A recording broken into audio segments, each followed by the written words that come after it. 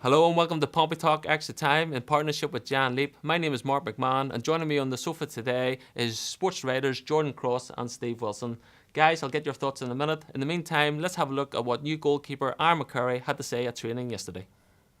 Aaron, looks like you're settling all right already. Yeah, it's been good. So as boys have made me feel welcome, and to be fair, I got involved with a bit of banter early on. Always helps ease it in.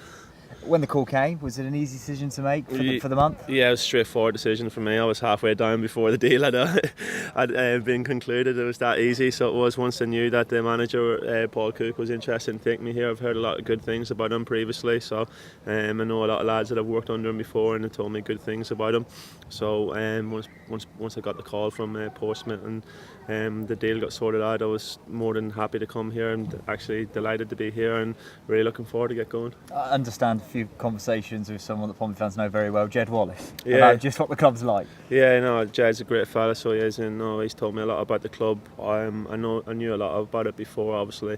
Been a difficult couple of years for the club, but looking in now, it looks to be, with the training ground facilities here, really good for a League 2 team. So it looks to be a club on the up again, which is brilliant to see, because I remember watching games at Fratton Park on the TV when they were back in the Premier League, and the atmosphere there was unbelievable, probably one of the best in the league at the time. And I think now, just looking at the attendances and stuff, it's still 19,000 in League 2, which is remarkable, and it just shows how passionate the Pompey fans are about the club.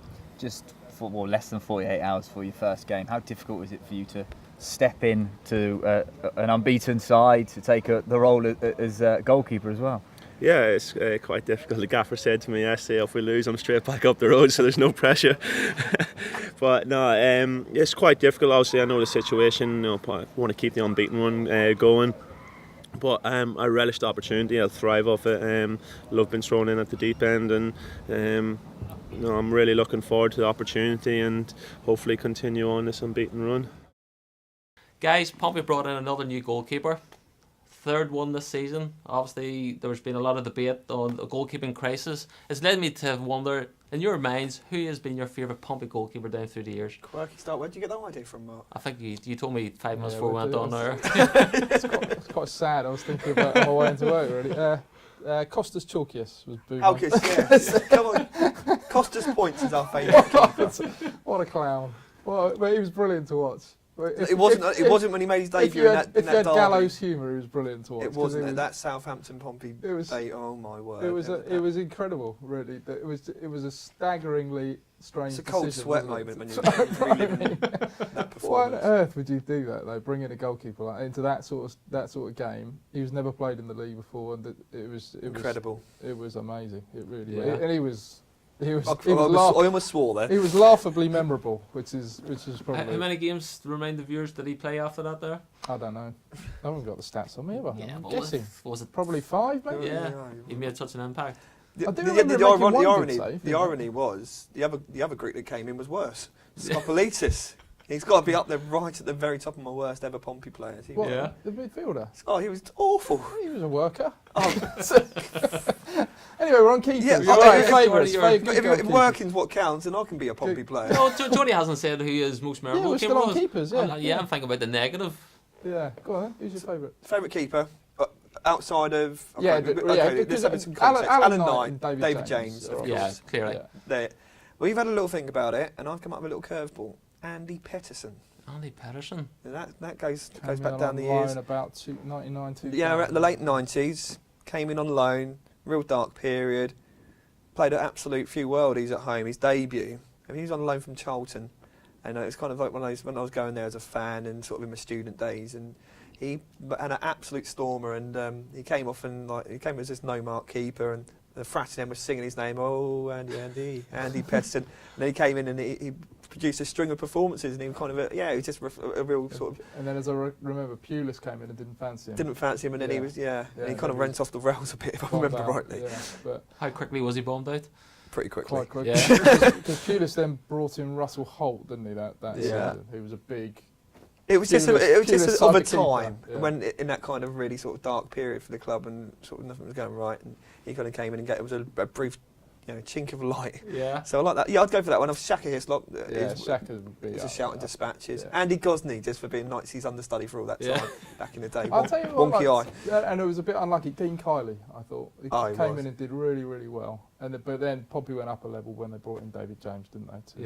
Yeah. But Kiley was excellent. And a when he standard of keeper not to really get a fair shake of it. I mean, that was. came. How about bad ones? Oh, Westerveld? Westerveld, but yes. If you want to. Wappenar. Harold Vappy. Vappy. Who else did we have going back in the day? Michael Anderson is another one that springs to mind.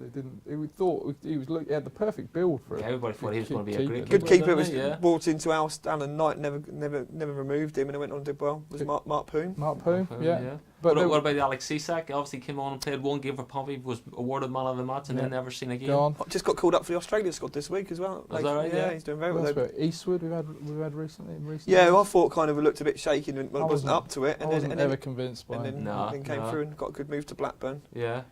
Stephen Henderson was mentioned. Henderson, that's a good shout. Actually, I'd forgotten about it. He could Had have to been, get him in, didn't he you? could have been. Yeah, the of Irish course, connection. yeah. Well, we knew he was an Irish goalkeeper coming in. Everybody automatically assumed it was going to be Henderson. And let's not forget, Jamie Ashton had that absolutely amazing game at St Mary's, didn't he? That's in the 2-2. Yeah. He was absolutely outstanding. Jordy, was he even an option to come in during the week there whenever Pompey were looking for a goalkeeper? No, he's just retired. He's completely knocked now? it on the head now, hasn't he? Yeah. He's moving in another direction. A number of times linked with Pompey in the last couple of years, and spoke to him on occasion.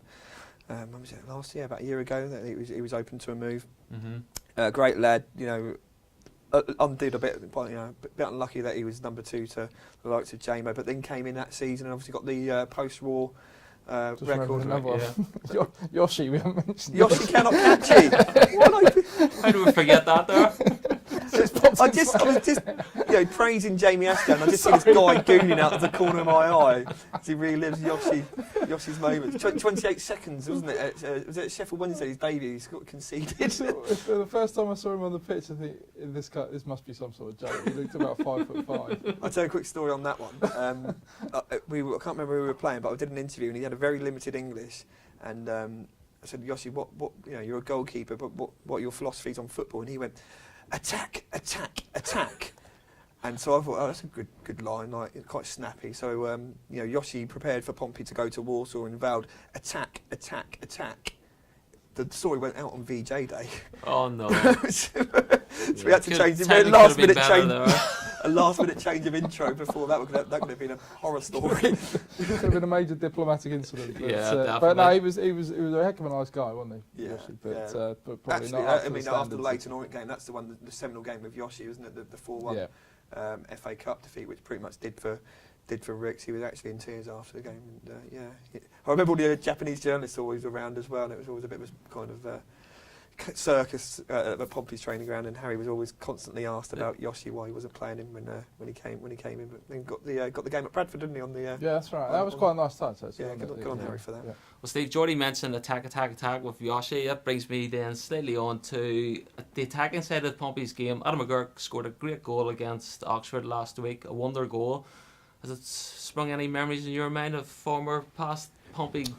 There's a couple of maybe 2 or 3 real favourites that stand out for me. The Matt Taylor from about 80 yards. At the Everton one. Everton, yeah. Well, he did it against Sunderland as well, didn't That's he? the one I was at that game. Yeah. So there was a couple of Taylor classics. There was one that really stands out. Patrick Burgo against Charlton. He sort of came into him, he flicked it up over it, and then volleyed it. It was On the corner of the box, wasn't it? Yeah, absolute brilliant technique Postage in stamp. goal. You might remember that one as well. Yeah. Burger being a former favourite of yours, but That's right, yeah. but Love a burger. and the Pedro Mendes against Manchester City. Yeah. If you're looking for pure strikes of obviously power you've got strikes. Montari as well had some great goals. The first Did, season. yeah. The goal at Yeah. Aston Villa was a great one from Montari. Yeah. Newcastle as well, was that right? Well, the one that was Pamaro. That's the one I was going to call that one actually. Pamaro, absolute exocet, wasn't it? It was up at that Pompey just tore him apart that day. Sort of killed the game in about 27 minutes. This is only the category of long range power shots. Yeah. Yeah. There's other goals. That There's other goals of more significance, but I'm talking about pure strikes. Glenn Johnson again. I mean, Yeah. the goal of the season. Mhm. But going back further, I mean, it was probably my first season. I wasn't at the game. Kevin Dillon's often tagged for an absolute distance goal at Blackburn Rovers from about 40 yards. So yeah, there's plenty to choose from. D'Alessandro up at Charlton as well. He did the jinky and hit it on and it for about 25 yards. That was a bit more nuanced, more than absolutely lacing it. So Yeah. It's always good to see one like that, where they absolutely give it the beans. Even going back, remember Kenny Grant used to be able to hit them from in the 90s. Trying to think of some older guys, not just from the sort of the Premier League years. I'll tell you what, I know he still gets stick, even though he's left the club many years ago. Nigel Quasi. He scored a couple of absolute crackers. He scored one at Fratton Park. Before Redknapp was here, he hit one on it. It was absolutely tipping it with rain. I can't remember what I was there. It was before I worked for the news. Yeah, I can't remember it was against, but it absolutely flew in. And he obviously thought, I can do that every time I shoot now. So he had Which is why anyone who shoots from range and goes over Redknapp used to say that he does it regularly in training. Come to match day, and obviously you know the Quasi chant. We still hear it today when it goes high, wide, and not very handsome. Just cover your Bovril, isn't it? Yeah. And Quasi's lining one up. Okay, well, we're talking about then the attacking players of Pompey's history. They've obviously Connor Chaplin, a young up-and-coming player, come through the system. He's already generated a lot of excitement at Fratton Park this season with his displays. Has signed a new contract. Jordy, I'll go to you.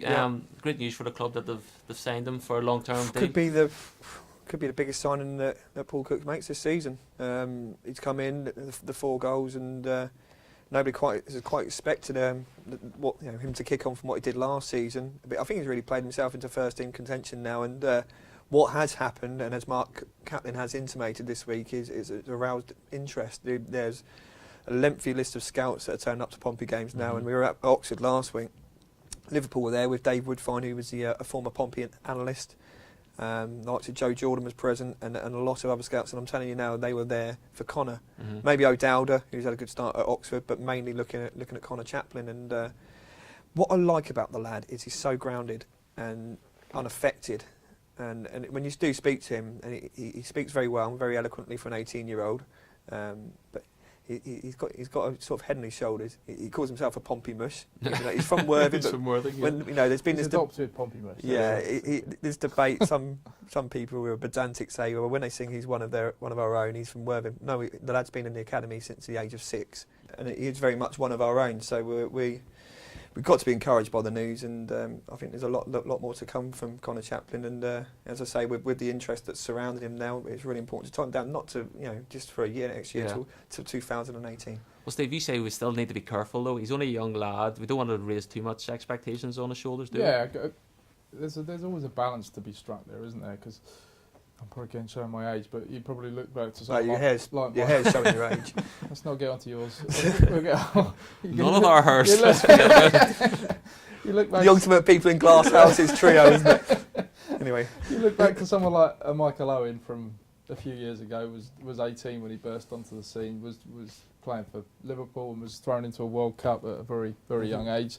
These guys sometimes are ready and fresh and willing to go. You just got to let them go. Other times they need a little bit more protection. If it's not a complete straightforward upward curve to into professional football is a hard world. So I can see the balance in wanting to take him in and put him out and get that right from time to time, and not just go, Connor, you're in the side, you're going to play every game now. Yeah. Ideally, I think maybe get 20 first team games, maybe 25, something like that. That's perfect. Yeah. And then maybe next season he's a first team regular who would play the majority of the games, I think. But just need to be a little bit careful. But I agree with George. A great move by the club, because that makes sound financial business sense to tie him down to a longer term contract. They would obviously hopefully get some decent money if a bigger club does come in. I mean, release clauses. Mind you, we haven't exactly. investigated. Is there a release clause? We haven't. We don't know yet, do we? Be. We've had the news announced, and those things tend to come out in the fullness of time. Yeah. There will be a release clause in there. Let's hope it's a decent figure. Okay. Well, another young fella at the Pompey books has generated a lot of excitement is Jack Watmore. Unfortunately, he's out injured at the minute. But he was on work experience at the news. Yeah, he was down. He's on work experience at the news. He was down at the training ground yesterday, and he got a rude awakening when a lookalike from the news turned up in rather smart gear. Charles, our work experience lad, he's had some rascal gear this week wearing in the office. He had these 3/4 length check trousers, which caused a bit of a stir. We did warn him before we went down to the training ground. And Yeah. said, Charles, there's every chance you might get a bit of stick from the players today. If they catch James Dunn was what you're wearing. You've got to get the image of James Dunn actually on his knee, doubled up in laughter. James Dunn is probably he found it probably the funniest thing he's ever seen. I think, judging by his reaction. But there was a chain reaction. One player after the other, look at those, and then it would pass on to the next one. It exceeded even my expectation. But fair play to Charles, who we've been calling Jack all week. To be fair. Fair play to him. He did utterly, totally unfazed by the whole thing. Yeah, it's all right. This is Fair play, how I roll. This is my gear. This is my club. And Even the manager and the coaching staff were giving him stuff about it. The world of when he came in, to an office environment, we're giving him stick. You're going to the world of professional football. Exactly. What are you doing? Yeah, and just showed you more examples, Jordy, of the team spirit that's already down there at the training ground as well. Yeah, it's a good place, and we've kind of it's been off reported, doesn't it? And we've talked about it on Pompey Talk Extra Time and in the previews before that. There is a good spirit around the place at the moment. We had Christian Burgess getting the old water sprayed in his face. The water treatment last week. Yeah. So yeah, it's just nice to be able to. It's going to sound maybe a bit cliche, but it's nice to be able to sort of build up those relationships with players again. As it goes in the past, not necessarily. Well, the barriers have been down, haven't they? When they're Premier League day, you'd speak to a player for 5-10 minutes or something when you're doing an interview, but there wouldn't be any opportunity to just say hello and pass the time of day and sort of build up that element of trust. And But you have to have, it's crucial. Just for the people, the context, the national guys will come in and they would tend to be a lot more sensational in their lives, but then they won't come to a Pompey game for the next 5 months, so they can perhaps afford to be. We have a week-to-week, day-to-day relationship with the manager and the players, so you have to kind of develop it and evolve, and it's important for the readers, as much as anyone. So we build those relationships and then get the stories and are able to deliver the coverage that we do. But you hear a lot of other things from other clubs these days where there is that increasing barrier and divide between the media and the club, which I think is a good thing, really. I think it's you're not going to get the right reflection on what is going on at a club. I think sometimes with that sort of relationship. Well, Paul Cook's obviously a big favourite for us at the news since he's joined the club. Before we wrap up, I just want to touch on one subject. I don't know how touchy this is going to be, but I'm prepared to storm out. You're prepared to storm out. It's the training ground game that happened during the week there. That's fine. Okay, that's just all right then. Yeah, that's all right. As soon as you were there, Steve, over to you. Yeah, Jordy's avoiding this one. It was a practice game against what turned out to be Eastleigh's development side. The scoreline was pretty one-sided. I'm sure everybody knows what that is. And the game finished 14 minutes early. It's got as many. And there's a goal after 8 seconds, wasn't there as well? I think it was 11 seconds. Cal Naismith scored. Some of us timing it between 8 and 10 seconds. Okay. It ended up 11. It was 11-0 at that time. I felt sorry for Eastleigh because they were clearly out of their depth in terms of they were a young bunch of guys basically trying to compete against a team who is well capable of. Competing at the top end of the league too. Pompey needed a game, and Eastleigh could easily have said, "We don't fancy this. We're going to get absolutely smashed here. It's not going to do our young guys any trouble." But credit to them, they said, "Okay, let's go and play." So, I think it underlined, more importantly, that Pompey need decent level of opposition for reserve or games or players who need game time and that kind of thing. Paul Cook's been the first to admit he made a mistake getting rid of the reserves. They need the games. The Liverpool game with their developments, their academy fell through recently, which was a real source of frustration amongst the coaching staff at Pompey. Worked hard, and that would have been a real decent test. Everyone's bigging up the youngsters here. It would have been a good yardstick for, hey, are these kids, everything that we're talking them up to be. Got Reading coming up soon enough in a game, but you need this flow because Cook felt that game was important because the passing at Oxford didn't click, and we haven't really touched on the fact that they were short on so many levels at Oxford last weekend, so he needed to. That's why I decided to put a strong team out for that Eastleigh game. But on a tangent or a converse point, they need it just for the kids that aren't playing. The Cal Naismiths, the Ben Tolletts, the Brandon Houndstrops who need to go out on loan. These guys need minutes. It's imperative that gets remedied. And looking at it from a Pompey perspective, if you get a goal after 8 seconds, we've all played Sunday League football. If you get a goal after 8 seconds, you're 2-0 up in 5 minutes, you start mucking about, don't you? Yeah. But fair play to Pompey. They took it very, very seriously, as though it was a League Two standard game, and just completely annihilated them. And in some senses, that's good because you want your professional players to treat it as serious but get as much as they possibly can out of it. on the other side, is it the necessary standard of test that they're going to get? Although they all worked as hard as they would have done had it been against the Liverpool team that they were trying to organise it against. Well, unfortunately for us, it means as the new sports desk, we're never going to take on Pompey in a challenge game, so we can quickly rule that out. I think I pulled a hammy there. Yeah, it needs a bit.